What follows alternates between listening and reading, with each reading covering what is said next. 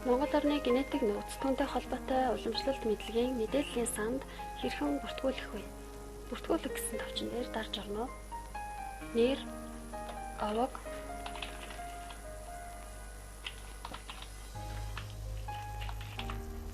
цахим хаяг, утасны дугаар, хүсэлтийн хэрэгцээ шаардлага үндэслэл.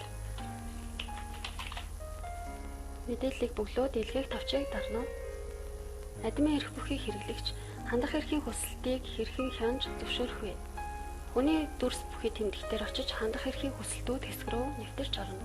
Шинэ хүсэлт төлөвдөр байгаа хэрэглэгчийн засах тэмдэгтээр хүсэлтийн мэдээлэлтэй танилцсан. Эрх олгох хэсэг хэрвээ тийм гэж сонгосон бол эрхийг тохируулж өгөөд хадгалах товчийг дарна. Хандах эрхийн хүсэлт илгээсэн хэрэглэгчийн бүртгүүлсэн мэйл хаягийн дээр бүртгэлийг идэвхжүүлэх линк ирэх ба тухайн хэсэг рүү нэвтэрч орно. Өөрийн оруулах нууц үгийг үүсгээд нууц үгийн баталгаагаа дахин оруулна. Хадгалах. Ийхүү мэдээллийн санд амжилттай нэвтэрлээ.